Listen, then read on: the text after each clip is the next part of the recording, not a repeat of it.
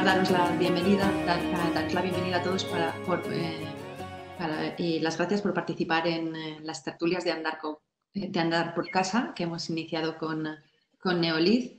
Es una iniciativa pues, que surgió del confinamiento. Estamos todos, cada uno desde nuestra casa, no podemos reunirnos y encontrarnos estos días, pero hay muchos temas que nos preocupan, que nos abordan y que nos gustaría compartir con especialistas en distintas áreas. Y hoy nos gustaría hablar de espacios educativos. Pues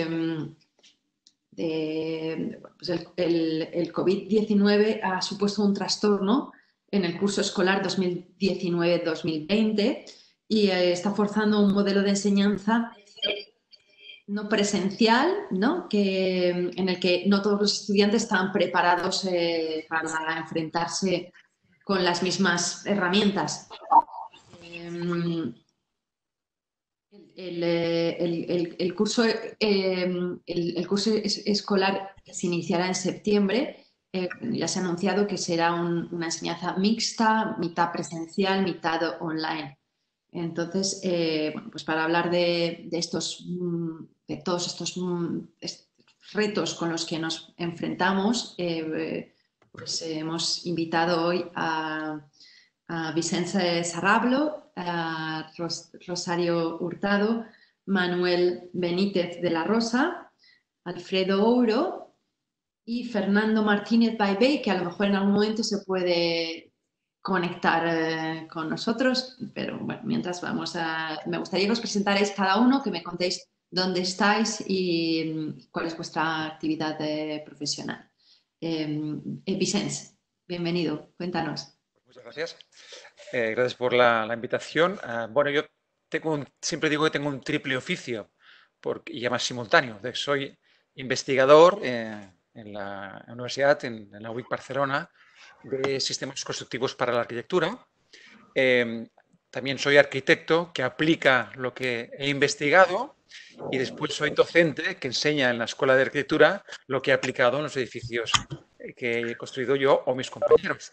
Con lo cual, al final, vas estudiando sistemas constructivos en los tres niveles, investigación, aplicación dentro del oficio de la profesión arquitectónica y dentro del mundo docente, lo que te permite después, pues, detectar cuáles son los temas que pueden ser el siguiente proyecto de investigación, con lo cual cierras el círculo desde la docencia otra vez a la investigación.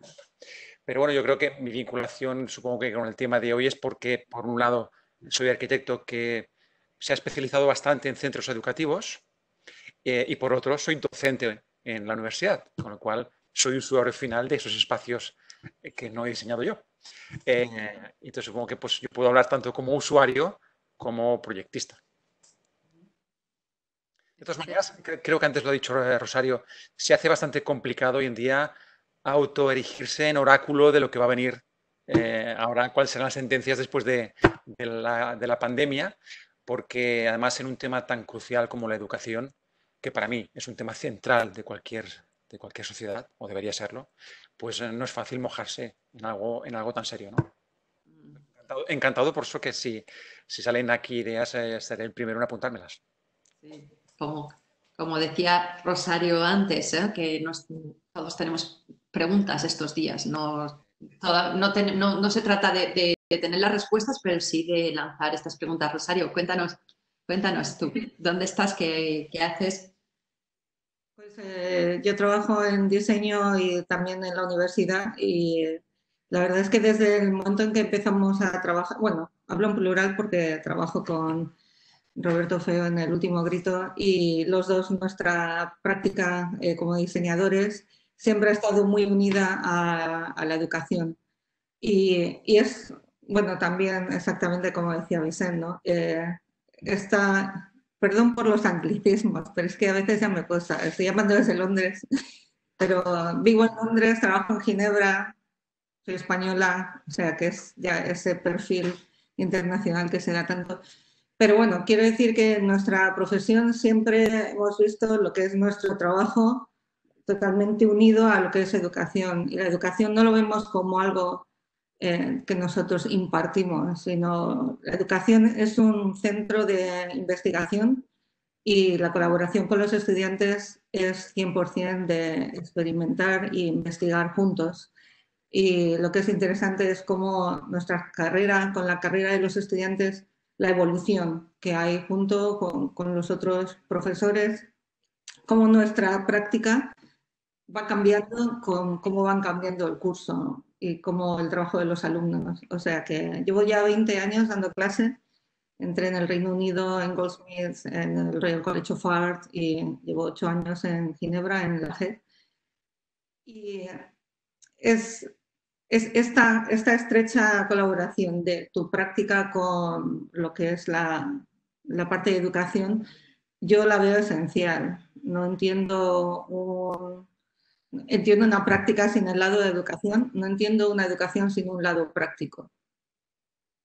No sé, pero en el terreno de diseño, en la parte más experimental. No sé, eso es. Y bueno, como decía, no sé qué es lo que, no tengo respuestas.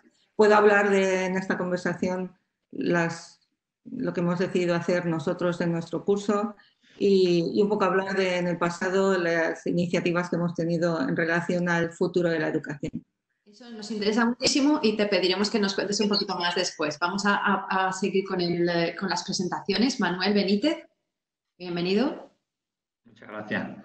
Encantado de participar en esta tertulia. Yo pertenezco a una cooperativa de arquitectos, se llama La Urdimbre.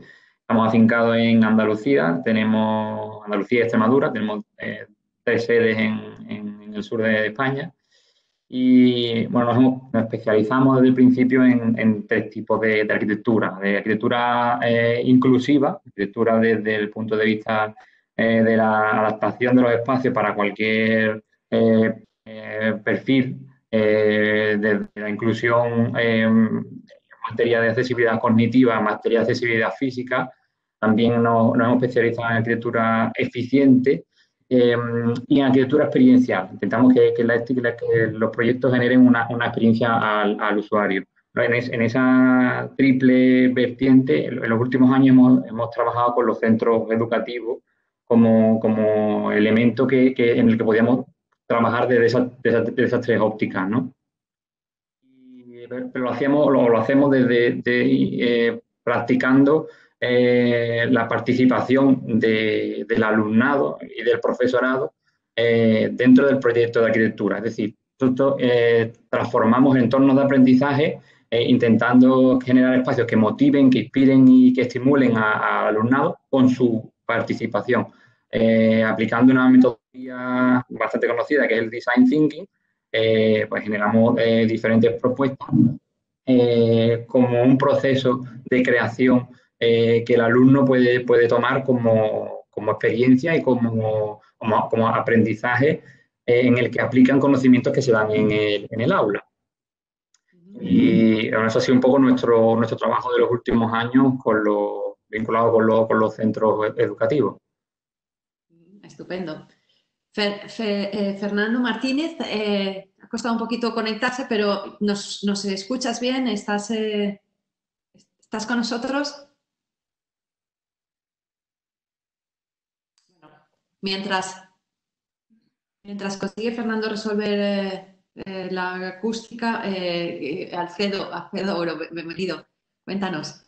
¿Qué tal? Buenas tardes. Bueno, pues nada, encantado. Estoy en Barcelona hoy. No tendría que estar en Barcelona, pero estoy en Barcelona. Como os he explicado antes, la compañía Lufthansa no me ha dejado volar a Alemania. Y bueno, pues aquí estoy intentando hacer el trabajo que tenía que hacer allí desde aquí. Y encantado, en primer lugar, primero agradecer a Nuri la iniciativa y darle la enhorabuena, porque yo creo que es una de las cosas buenas que nos está pasando, ¿no? en estos momentos, que nos estamos hablando más que nunca, estamos uniéndonos, incluso talentos diferentes, con disciplinas diferentes, ¿no? Para intentar proyectar las cosas. Como dicen mis compañeros, nos vamos a equivocar seguro, pero qué bonito es poner, ¿no? en común nuestras ideas de cómo esto está afectando y cómo va a cambiar seguramente nuestras vidas para siempre y, por qué no, de mejor manera, ¿no? Que eso es lo que espero.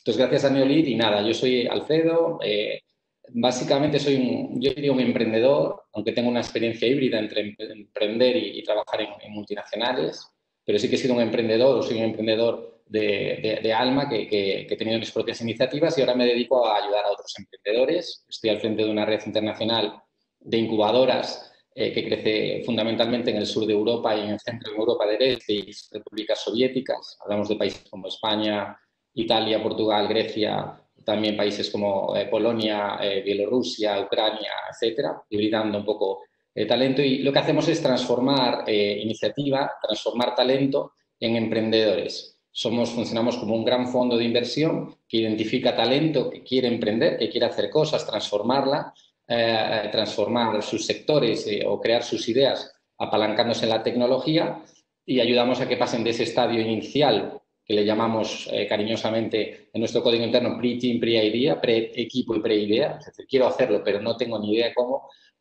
pues a través de un proceso que llega a durar meses, a convertirse en emprendedores y crear sus propias compañías. Es un fondo ya muy grande, que tenemos más de 100 compañías en toda Europa y bueno, y es un placer estar aquí hoy e intentar aportar también ese granito de arena, ¿no? Desde esa parte que es la transformación del talento, que al final es un proceso de formación y un poquito también conectado con mi pasado, en el que una de las etapas pues me la he dedicado a colaborar con un doctor aquí en ISA de Barcelona, Josep Francesc Valls, en temas de docencia. He sido asistente de investigación y colaborador académico en el SADE con Valls, con Josep Francesc Valls, durante varios años. Y bueno, pues supongo que esta disciplina híbrida entre la tecnología y un poquito esa transformación, esa academia, pues es lo que ha llevado a Neolit a considerar que podía aportar algo hoy.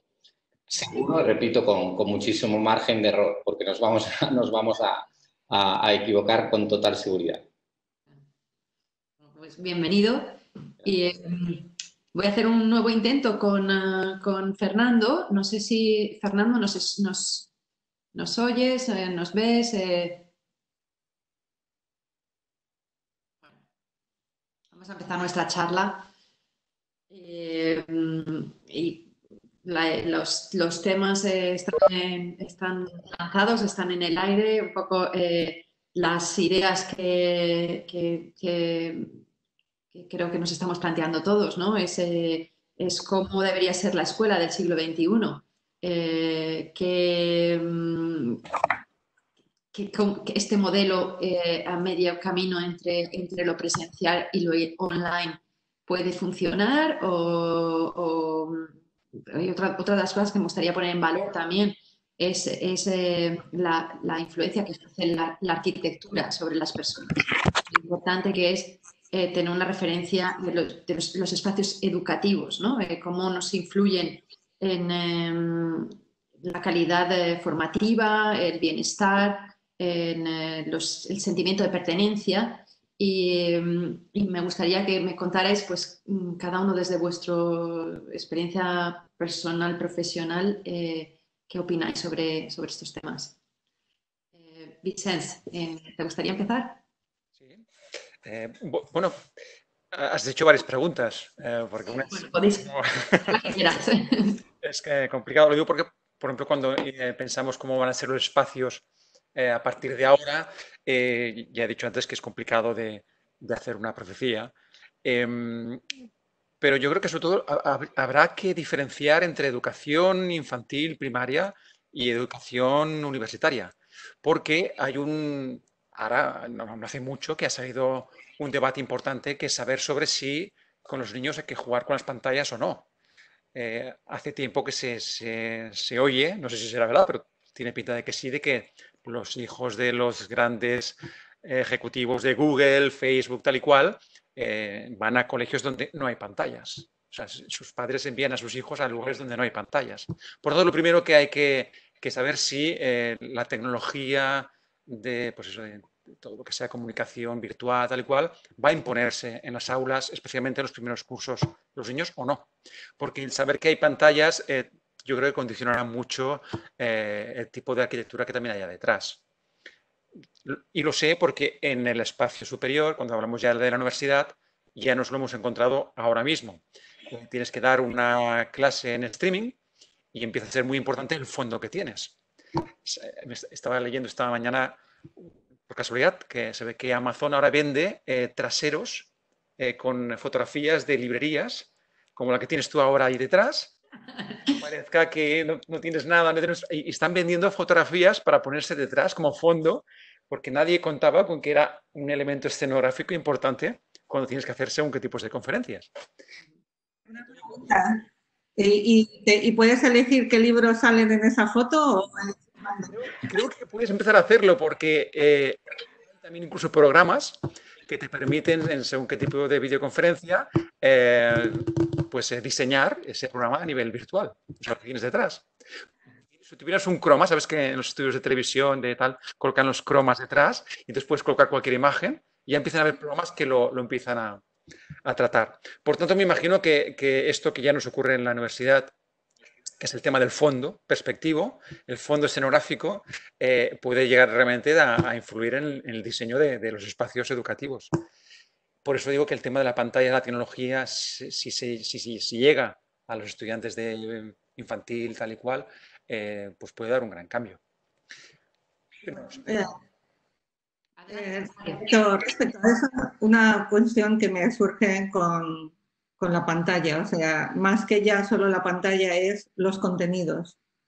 Cuando la educación es a través de una tablet, los contenidos se han creado para la tablet y normalmente esos contenidos van a venir de empresas. Va a venir de Apple, Samsung, Google, que eso es la parte que más me preocupa casi, ya no solo del medio, ¿no?, en el que aprendes, que sea una tablet o que sea la pizarra negra con la tiza, sino los contenidos, ya en los colegios aquí y en España igual, ¿no? Muchos trabajan con tablets en clase y si son de Apple, el contenido es creado por Apple y hacen un precio especial, supongo porque al final también cobran por los contenidos, pero eso es un tema que es muy importante. ¿Quién va a producir esos contenidos? ¿Quién va a revisar esos contenidos? Si los contenidos los produce Apple, vamos a tener todos una cultura americana, como tenemos en el momento en Europa, pero o si vienen de Samsung, va a tener una visión asiática del tema. Eso es lo importante que trae todo esto, porque hablamos del formato de cómo son las clases, pero todo eso trae detrás lo que me parece mucho más serio y peligroso, o realmente lo que hay que pensar, ¿no? Lo que el cambio del medium trae, el tema de contenidos, ¿no? No sé. Es como... Voy a decir, tengo como inquietudes o incertidumbres con todo esto. Entonces me surgen estas, ya no solo el tablet, ¿quién va a producir esto? Adelante. Me gustaría añadir, perdonad que tengo un problema de conexión. Me gustaría comentar también en este sentido que, siguiendo las teorías de Marshall McLuhan, un teórico de la comunicación, el medio influye sobre el contenido. Esto significa que si va a haber un aula donde el alumno en el fondo está focalizado a su pantalla, tampoco se relaciona con los otros alumnos. Y también dentro de la enseñanza es importante que los alumnos no solo se relacionen con los profesores y los profesores con los alumnos, sino que también los compañeros apoyan, educan, colaboran, y eso también es otra perspectiva. Por lo tanto, quizás el diseño del aula, si es con ordenadores, debería ser un diseño no tan lineal y quizás un poco más circular, porque al menos se pudieran ver un poco más las caras, los participantes, viendo que detrás de la pantalla que tiene enfrente está la cara del compañero o otro lado. Todos en filas, en bancos, unos detrás de otros, como tenemos las aulas hasta ahora, dificultará esa comunicación que se acentúa con la utilización de los ordenadores. Sí, además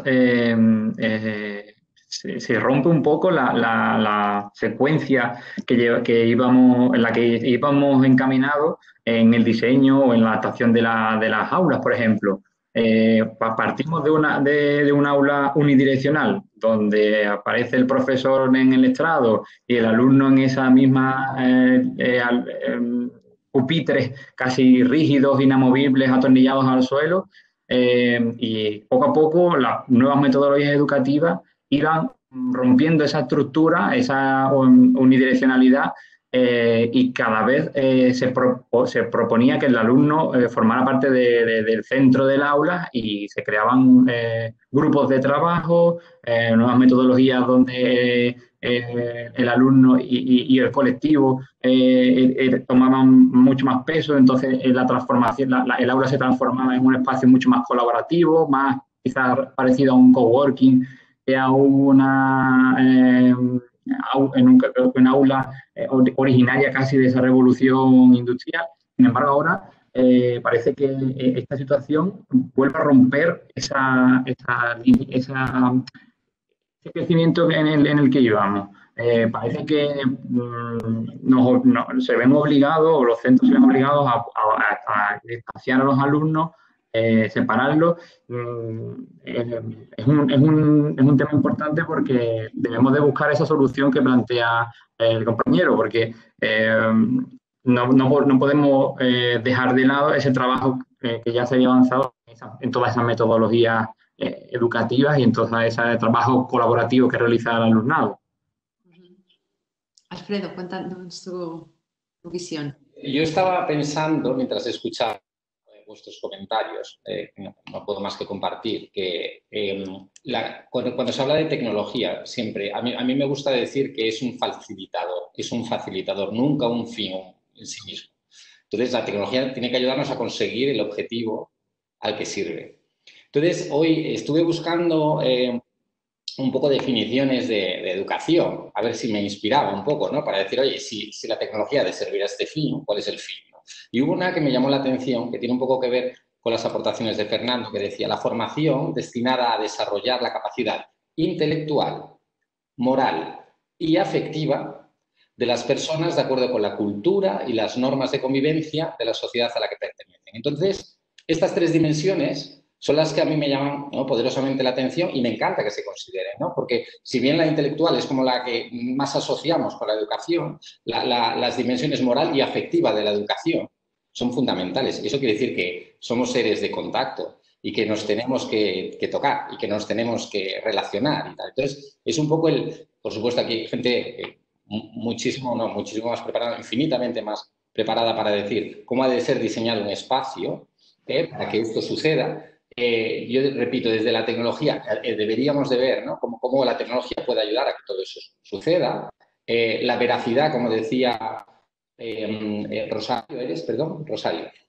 Rosario, creo que es fundamental en cuanto a los contenidos. También la tecnología ahí puede ayudar con tecnologías de verificación como blockchain, que estoy seguro que va a ser uno de los grandes aceleradores de la implementación de estas tecnologías, porque no olvidamos que estos enormes cambios, como el que estamos viviendo, lo que hacen es que aceleran cosas que ya vienen, iniciativas que muchas veces ya vienen estando entre nosotros atrás y ahora se van a consolidar, ¿no? Este puede ser un ejemplo, ¿no?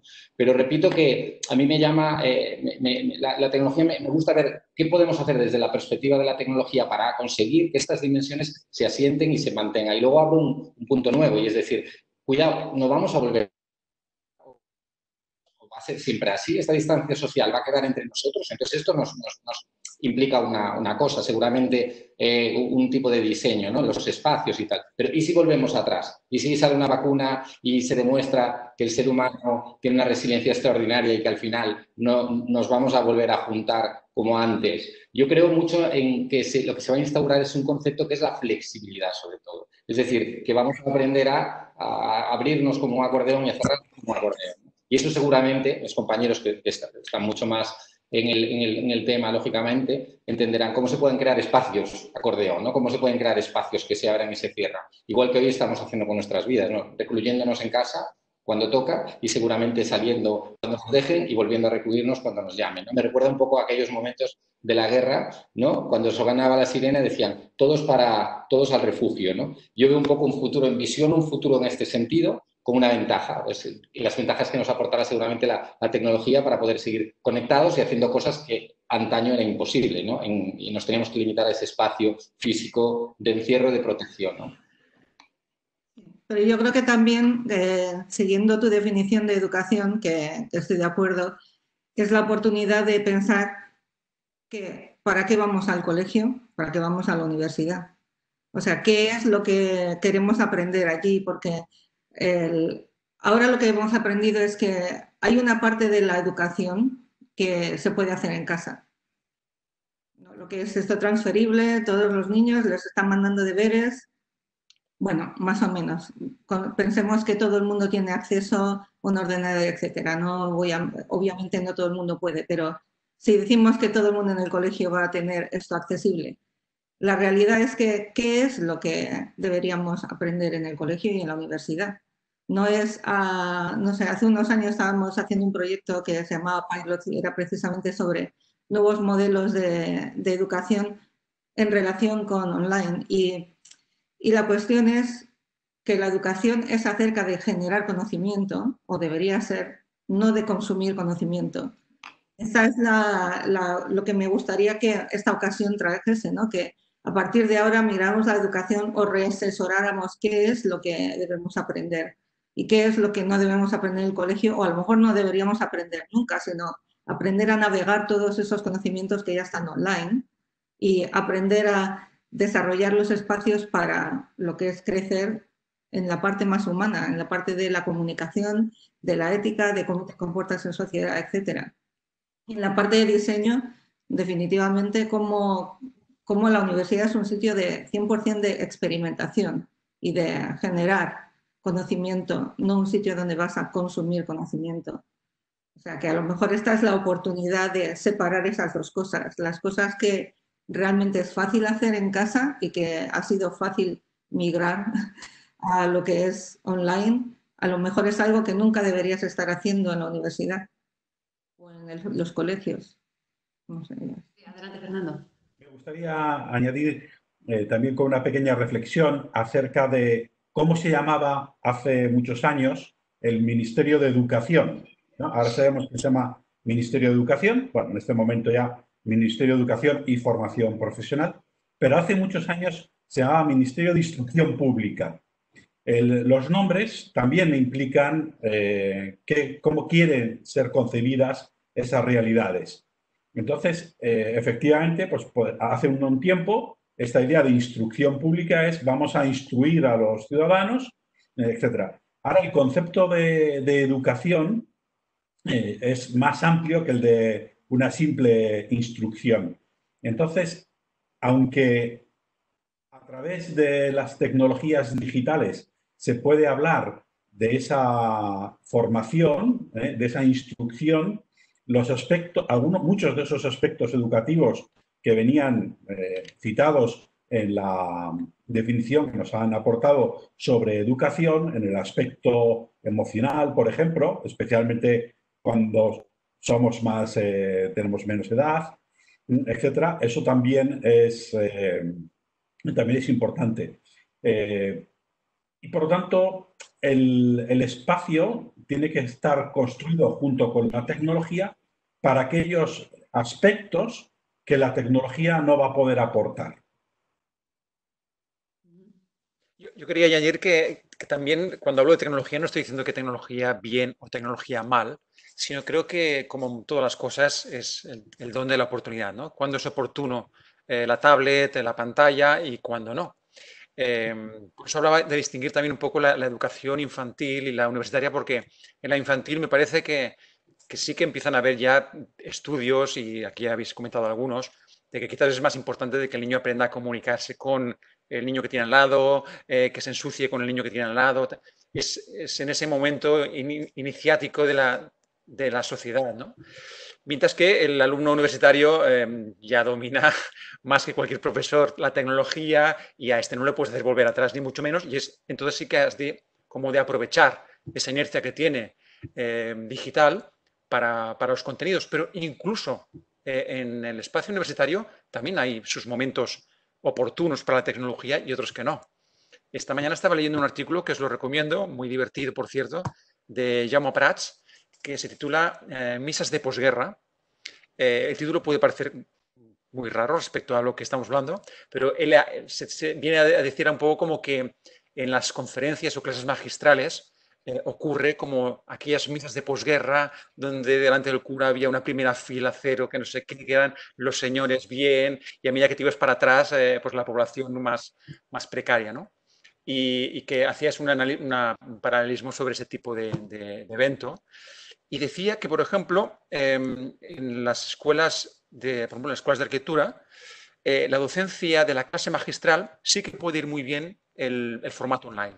Es más, puede llegar a ser incluso más democrático, porque no hay filas cero, ¿no? El que está en la última fila puede oírlo mejor, o tan bien como el que está en la primera.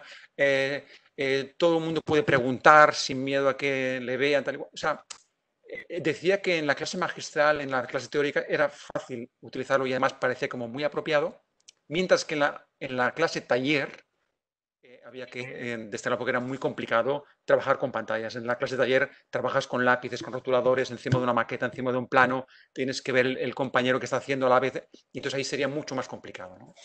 Por lo tanto, como siempre, yo creo que la tecnología, como todas las cosas en este mundo, tiene su momento, ¿no? Es decir, que hay momentos para potenciarlo y otros que no, y por tanto lo que creo que han de empezar a establecer son criterios, cuándo es conveniente una cosa y cuándo no. A mí me encanta esta aportación de Vincent.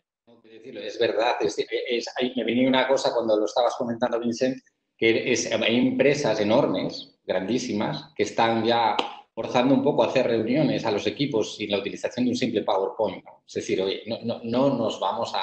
No quitemos la atención de lo que es importante, ¿no? Y, es decir, ¿para qué estamos aquí, ¿no? Y en esta transferencia que nos invitaba la definición, a ver, de conocimiento, de ética, pero también de afecto, lo último que tienes que tener es algo que te llame, que te quite la atención de quien tienes delante, ¿no? Por tanto, estoy absolutamente de acuerdo.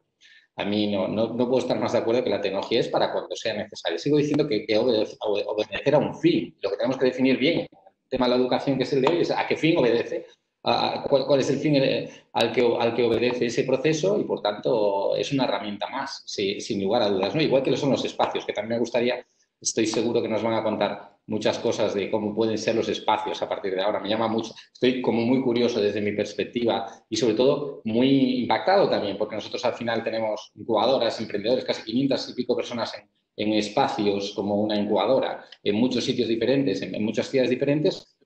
¿Cómo vamos a hacer para crear en estos espacios la cantidad de actividades que tenemos que crear, la cantidad de dimensiones que tienen que nacer allí, en el mismo espacio, sin que nos falte nada y que podamos hacerlo todo? Me llama mucho la atención y estoy deseando oír, por cierto, oírlo. Manuel, háblanos tú de los espacios. Leía hace unos días un artículo en el que citaban una frase tuya muy bonita. Decías que la escuela es el tercer maestro, ¿no? Entonces, sí, edificio. Exacto. Esa frase es de Loris Malaguzzi, que precisamente habla de los tres maestros. Uno sería el espacio, pero desde luego destacan los adultos, que van el padre o el profesor, y el otro maestro son los niños, que enlaza un poco con lo que decía Vincent, que los propios niños también nos enseñan a los niños a crecerse. Desde luego nosotros defendemos que los centros, circunstancialmente, porque estoy un poco con Alfredo, creo que los cambios no podían ser radicales, o a lo mejor todavía no es el momento para plantearse unos cambios radicales, porque lo que se busca es una solución para volver a una normalidad en la que estábamos ya habituados, ¿no? Sin embargo, el tiempo que tardemos en llegar a ese punto, sí que tenemos que trabajar con lo que hay. Los centros, uno de los requisitos que quizás más están quebrando la cabeza a los centros es cómo compatibilizar una ocupación de un 50% de un aforo sin modificar el número de profesores, porque es completamente inviable o económicamente, o habría que duplicar el número de profesores para poder compatibilizar eso, y sin mermar un poco la educación, porque también se podría plantear un día un 50%, otro día otro 50%, pero ¿cómo hacemos eso sin que se merme el proceso educativo el que ya teníamos, que estábamos acostumbrados? Frente a eso, o sea, ya existen metodologías o métodos pedagógicos que han trabajado con clases, o sea, han trabajado con una pata en lo virtual y otra pata en lo presencial. No sé si conocéis el Flip Classroom. El Flip Classroom lo que propone básicamente es un contenido previo que el alumno puede asimilar en su casa o en otro sitio que no es el aula, y el aula es el sitio donde se afianzan esos conocimientos, se resuelven las dudas, se realizan ejercicios, y de nuevo, una vez en casa, ya lo terminas de afianzar. Quizás sea una buena solución, una buena no, o una posible solución para esta situación intermedia, donde vamos a estar casi en un 50% en casa, un 50% en la escuela. De todas formas, el problema dentro de las escuelas sigue existiendo, es decir, tenemos diferenciamos entre universidad y colegio, ¿no? O educación primaria, secundaria. Y dentro de esa educación preuniversitaria todavía hay una distinción diferente que también supone retos completamente distintos. No es lo mismo un centro de educación infantil donde tiene alumnos fundamentalmente de 0 a 3 años, la necesidad de formación, la necesidad de esos niños y la autonomía son muy diferentes que los niños de primaria que llegan hasta los 12 años que los niños de secundaria. O sea, incluso hay todavía una problemática mayor en función del tipo de centro en el que nos vayamos a encontrar. Nosotros, en el trabajo que estamos haciendo estos últimos días, buscando también soluciones o intentando plantear ideas para que los centros puedan tener algo a lo que asirse. Luego los recorridos, o sea, estamos trabajando en esos recorridos dentro de los centros educativos, cómo se optimizarían esos recorridos, no solo dentro del centro, sino también fuera del centro, cómo llegan los padres, cómo el alumno llega al aula, cómo se reducen esos puntos de contacto físico, pero nuestro trabajo lo que estamos sobre todo pensando es intentar evitar actitudes fóbicas, es decir, que el alumno no sienta que va a entrar en un sitio donde todo está prohibido tocarlo, todo está prohibido hacerlo, donde no, o sea, estamos intentando ver de qué manera el niño o la niña puede sentirse cómodo dentro del aula, pero involucrarse también dentro de esa responsabilidad que implica pues, ese distanciamiento o ese encargarse incluso de la ventilación del aula, por ejemplo. Creo que aquí juega un papel importante la gamificación. Es decir, sobre todo en centros educativos, por ejemplo, primaria, ¿no? Es uno de los ejemplos con los que estamos trabajando. Cómo convertir en un juego unas normas. Es decir, cómo hacemos que el alumnado intente subir las escaleras en vez de utilizar el ascensor. ¿Vale? Ya existen ejemplos, seguramente todos conozcáis algunos vídeos de cómo han convertido una escalera en un piano y eso fue en un metro. Y como las personas que habitualmente utilizaban la escalera mecánica preferían utilizar ahora la escalera del piano porque les daba la posibilidad de subir haciendo alguna música y demás. Eso es la gamificación.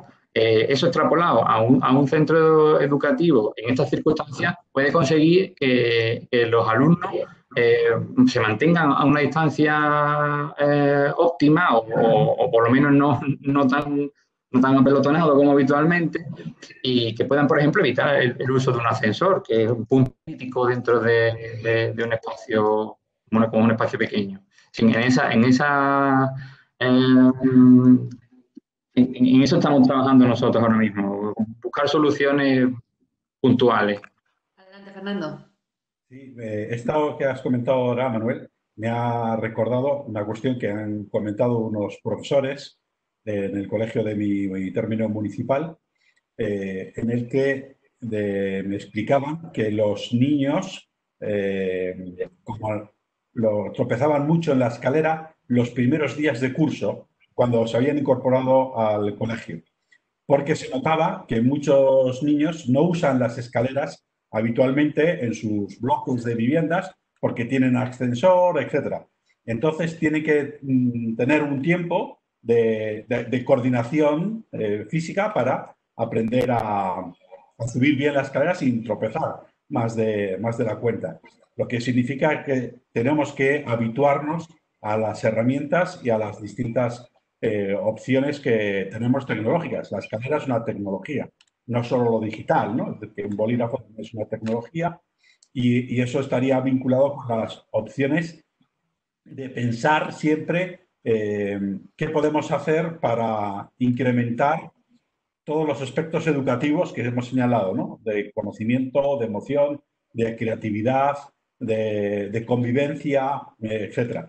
Y termino ahora brevemente. Yo este curso, en primero de carrera, a mis alumnos han hecho la mitad del curso siguiendo la técnica del Flipped Classroom o clase invertida, y finalmente les pasé un cuestionario también para ver cómo había ido.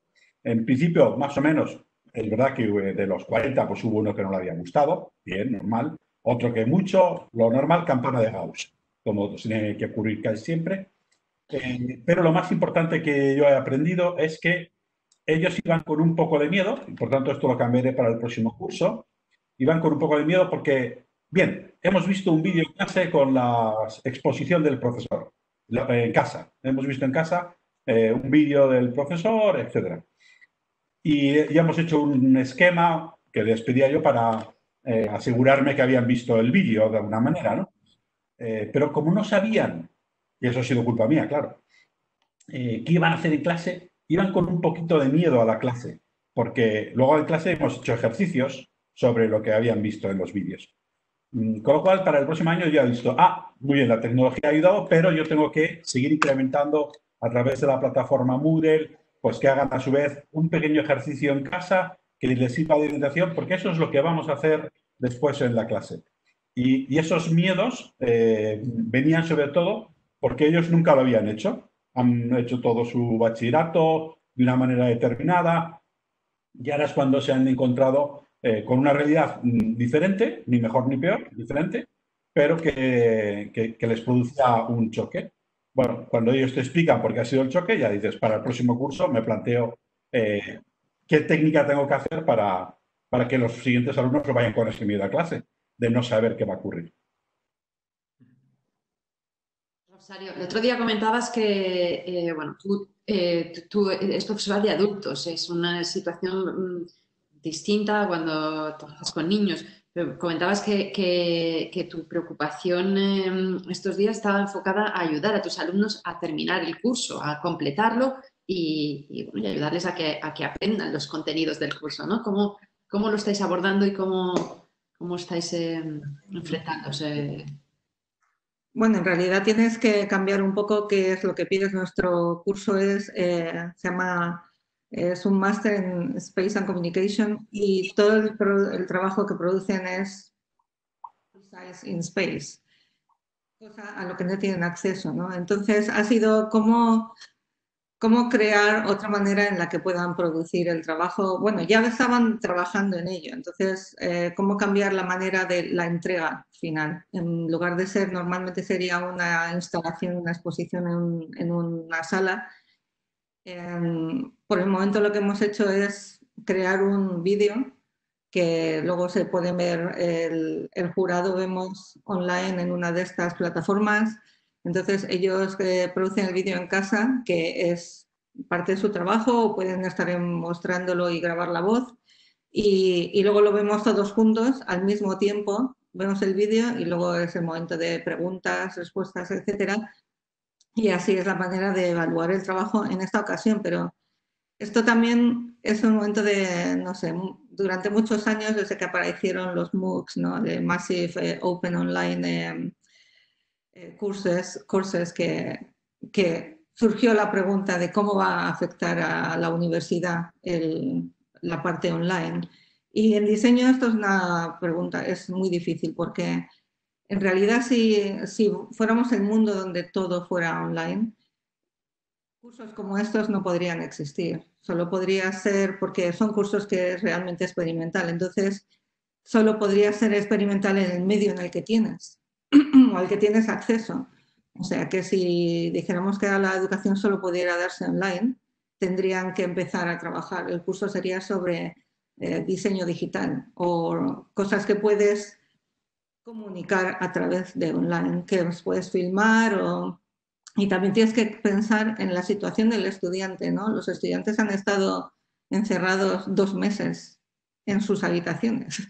Algunos han tenido suerte y están en el campo, en la sierra, en las montañas en Suiza, pero otros en un apartamento, en una habitación. Entonces, la parte psicológica de todo ello es muy complicado. Sentirte el sentido de isolation, como dirías, no me sale en español ahora. Iluminación. Aunque te puedes comunicar con tus compañeros y con la gente, con los tutores, no es lo mismo. No es lo mismo, como precisamente decía Vincent, de entrar al estudio y poder hablar del trabajo que hay en la mesa y poder hacer algo físico en el espacio. Entonces, realmente, si dijéramos que no se va a poder volver a un modelo físico, realmente tienes que pensar, ciertas educaciones van a desaparecer. Es una pregunta que, no sé, estamos pensando, ¿vamos a volver a una normalidad o no? Entonces, si solo podemos trabajar así, los colegios, son tantas las preguntas, ¿no? ¿Qué hacen los padres con los niños cuando solo la mitad de los niños van al cole? ¿O qué hacen los universitarios? Ya nunca te vas de casa. Llega a la universidad y sigues en tu habitación recibiendo los contenidos en un ordenador que a lo mejor compartes con la familia. Tienes 2 horas, las otras 2 horas tienen tus hermanos o tus padres. No sé, es un mundo que no es acerca de cómo adaptamos este mundo, sino que es un nuevo paradigma. Y creo que es lo que no nos atrevemos, ¿no? Ahora mismo podemos poner tiritas y estamos un poco como en mi situación, es cómo graduar a este año, ¿no? Los de primero no es tan problemático, los proyectos que están haciendo pueden hacerlos, pero los de segundo es cuando acaban y obviamente, bueno, nuestro compromiso con ellos es hacer una exposición cuando volvamos a poder trabajar en el espacio, pero todo es sí podemos ver, ¿no? Entonces, hemos cambiado el programa ya 3 veces porque han ido cambiando las fechas de reabrir, que también cada vez has pensado algo diferente, ¿no? Pero la cuestión es si este es el momento de pensar en otro paradigma 100%, o es el momento de, bueno, ¿cómo salimos del paso? Pero la incertidumbre siempre es ¿hasta cuándo? Entonces, no sé, los padres de los niños del cole no vuelven a trabajar o volvemos a que solo una persona en cada familia trabaja. No sé, es como las ondas que la educación lleva, porque la educación es el centro de casi todo, ¿no? Desde los niños a los adultos que estudian, todo el mundo tiene una cierta conexión con la educación de una manera u otra. Entonces, todo eso crea unas ondas. Y la cuestión es, obviamente, intentar poner las tiritas de momento, como estoy haciendo yo y como creo que está intentando hacer todo el mundo, que está intentando graduar a sus estudiantes en el colegio y etcétera. Pero la pregunta es sobre el futuro, que es en septiembre. No estoy hablando de un futuro dentro de varios años. Entonces, ahí puedo ser muy optimista o puedo ser muy... Necesitamos cambiar 100% todo lo que, cómo pensamos que es la universidad en un mundo donde ya no es presencial. Porque, no sé, presencial a trozos es un poco... Igual lo hacemos un año más, pero cuando después de un año más empezará a surgir la pregunta de, bueno, habrá que, no sé, es este un nuevo paradigma y creo que ese es el miedo que tenemos en general de abordar. Alfredo. No sé, si diseñas una utopía, otro mundo, igual lo tienes que hacer realidad. Sí. Queremos pensarlo. Alfredo, bueno. Decía Rosario cosas muy interesantes. Lo conecto con alguna de, por cierto, muy interesantes para ver las tertulias de Neolit, que me he visto alguna, y hablaban de esto, de cómo afecta cómo afecta tu hogar. ¿Cómo vamos a vivir a partir de ahora? En las casas se ha convertido en un hogar para a lo mejor llegar por la noche ¿no? y casi hacer 4 cosas, una pequeña cena ligera, leer algo, ver ¿no? Utilizar algún medio de comunicación e irte a la cama a un sitio donde te tienes que pasar días enteros, ¿no? con tu gente afines. Tremendo, ¿no? ¿Cómo impacta? Entonces, yo soy optimista por naturaleza, pero además quiero ser optimista ahora, porque yo pienso que estamos en un momento en el que, aunque sea por convergencia, todos vamos a sacar esto adelante. Todos tenemos el mismo ánimo de que todo esto vaya adelante, ¿no? Y utilizando un poco el símil de Fernando o la experiencia de Fernando, que aplaudo, porque me encanta ver que un profesor dice, he aprendido, he hecho esto y yo he aprendido esto. En vez de hablar de lo que han aprendido sus alumnos, se ha centrado más en qué ha aprendido él de la experiencia de hacerles seguramente fallar a ellos. Con lo cual, a mí me encanta lo que ha dicho y creo que es al final lo que hay que hacer. Al final hemos de aprender, hemos de ser muy laxos, muy flexibles. Repito, flexibilidad creo que es el concepto clave y hemos de ir aprendiendo y reajustando, ajustando poco a poco para hacer que algo que ahora es innatural, lo que no estamos acostumbrados, pues se convierta en algo pues más eficiente, más normal. Así es como, por ejemplo, y no es que venga a hablar de mi libro, pero en la tecnología de nueva era, digamos, desarrollamos productos y servicios y tal, haciéndolos muy rápido, con un margen de error impresionante, una asunción de que el error es parte del proceso y vamos iterando constantemente hasta buscar un cierto nivel de eficiencia, ¿no? Eso nos mueve para adelante. Pero yo quiero que hable Vicente y que se moje un poco y nos diga, ¿y cómo van a ser esos espacios? Porque al final estamos aquí, yo no me quiero ir de aquí sin escuchar algo, ¿no? De los que están al lado del diseño. ¿Cómo se centra uno en Black Canvas así, dice, contra? ¿Cómo lo montamos? De hecho, Manuel, gracias. Manuel ya ha empezado a decir alguna cosa, pero me estaba fijando estos días en la casualidad de que hay un edificio, un jardín de infancia en Tokio del estudio de arquitectura Tezuka Architects, que si no lo conocéis, Manuel seguramente lo conocerá, es un jardín de infancia en Tokio. Tezuka, es Tezuka con Z, Architects. Es impresionante cómo se ha concebido, primero desde el diálogo directo con los propietarios del centro, que tenían muy claro que su tipo de educación iba a ser diametral opuesto, o sea, todo lo opuesto posible al sistema japonés, bastante más uniformizador, con espacios muy estandarizados y mucha tecnología en las clases para otorgar confort. Aquí quisieron darle la vuelta y hacer todo lo contrario. Curiosamente, me enteré después de que siguen el método pedagógico Montessori, que, es una filósofa italiana, que seguramente Fernando la conocerá, que ya hace mucho tiempo pues se centró en cómo debía ser una educación más liberal, más centrada en el individuo y que huía de esta homogenización de la educación, esta especie de instrucción pública que comentaba antes Fernando, ¿no? Entonces, te das cuenta cómo la arquitectura responde a un concepto pedagógico mucho más rico, brillante en todo, ¿no? Y claro, el ejercicio arquitectónico no puede dejar de ser más brillante que lo que propone el propio método pedagógico que siguen los niños. Es una cubierta en forma oval, con un patio central, también oval, y es una cubierta de madera que es el patio de los alumnos. También pueden estar abajo en el patio central, pero es una cubierta preciosa en la que incluso los árboles la atraviesan. Con lo cual los niños están a la altura de las copas de los árboles, con lo cual aquella especie como de imagen que teníamos de la casita en el árbol, la tienes directamente con una plataforma gigante que rodea todos los árboles. Y la verdad es que la manera como juegan, no hay pistas, esto es una cosa que ya se ha hablado alguna vez, no hay pistas de fútbol, que es una cosa que segrega en niños y niñas o en el niño que no le gusta el deporte. No hay segregaciones y todo lo que tienen, no tienen juguetes, perdón, no tienen columpios o cosas, tienen que jugar entre ellos, es decir, que su manera de divertirse es tocar, ensuciarse, tienen unas fuentes para mojarse. Es realmente un diseño delicioso. Tengo que decir también que la factura de la obra es increíble. Ves la obra y dices, qué maravilla, me gustaría tener un presupuesto de estos para construir aquí, ¿no? Luego, aquí en Barcelona hay una escuela, que es la Escuela Sunion, que curiosamente utiliza el mismo sistema pedagógico, el sistema Montessori.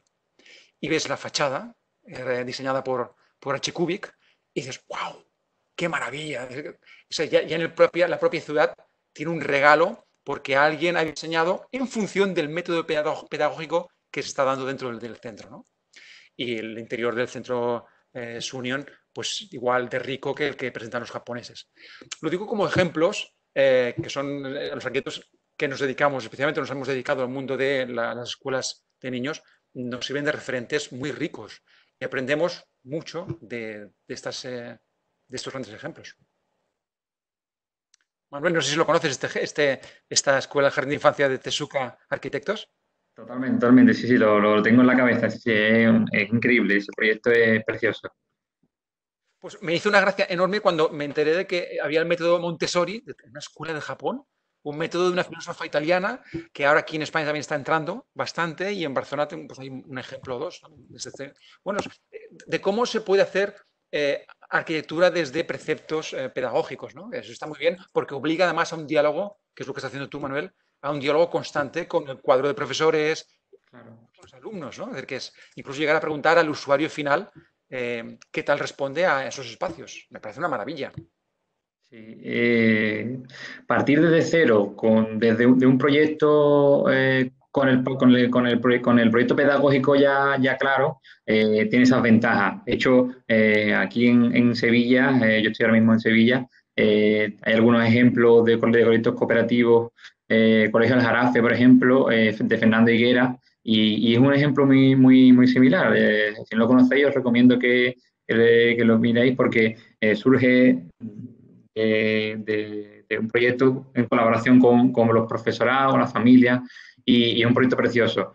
El proyecto está en aquellos espacios que fueron concebidos como aulas, colegios clásicos, o que todavía se siguen haciendo, y hay que transformarlo. Hay que transformarlo en aulas o en espacios para esas nuevas metodologías educativas. El profesorado constantemente evoluciona y implementa nuevos sistemas, como lo hace Fernando, pero el espacio, el mobiliario, los pasillos, el patio, siguen siendo los mismos.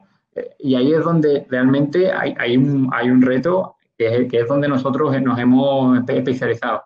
Pero claro, el reto se convierte ahora casi en una complejidad mucho mayor y si de repente muchos de los ítems con los que trabajábamos vienen abajo. Porque claro, como decía antes, la ocupación, los recorridos, los espacios comunes, ¿qué ocurre con espacios como el comedor? ¿Qué ocurre con el patio? Que desde luego ya está ocurriendo en algunos sitios, como por ejemplo Dinamarca, que las aulas que ya desde hace tiempo se estaban volcando hacia el exterior, a día de hoy aún más, porque el exterior nos permite tener un distanciamiento, una ventilación y una forma de conectarse con la naturaleza mucho más diferente. Quizás por ahí tengamos una oportunidad en aquellos centros donde se puedan permitir aulas en el exterior. Yo creo que hay bastante también en lo que trabajar. porque ahí realmente también hace falta un soporte tanto tecnológico, desde un mobiliario concreto, una pizarra que se mueve, una pizarra que ahora está y que de repente desaparece, y sin duda enlazo un poco con lo que comentaba Alfredo, la palabra flexibilidad debe de ser la clave de todos estos espacios. Flexibilidad, polivalencia, si esas palabras ya eran importantes hace 3 meses, que todavía no sabíamos nada, deben de estar presentes en la cabeza de cualquier técnico que quiera abordar un proyecto o de cualquier profesor. Yo creo que ahí lo que es interesante precisamente es, y como tú hablabas, que es como trabajas, es la colaboración de lo que es los profesores con el espacio. Cuando estás pensando sobre cómo poder reorganizar las aulas para el año que viene y los espacios comunes, creo que tiene que ir totalmente unido con cómo va a ser la educación, cómo va a ser la educación, y precisamente esto de la educación puede ser algo mucho más en el exterior. Todo eso tiene que ir totalmente unido, porque el cambio de currículum sí que podría hacer posible que otro tipo de arquitectura fuera posible para los colegios o para las universidades. No es una cuestión ya de pensar en cómo podemos hacer una arquitectura para la educación como es, sino precisamente es, como hablaba lo de Montessori, es cómo vamos a cambiar las dos cosas juntas para crear espacios que van a ser posibles, ¿no? Cuando estás trabajando ya con colegios pensando sobre el año que viene y está el profesorado cambiando lo que es el programa o es intentando dar el mismo programa pero con otro tipo de organización del espacio. Claro. Que todos coincidimos que una situación,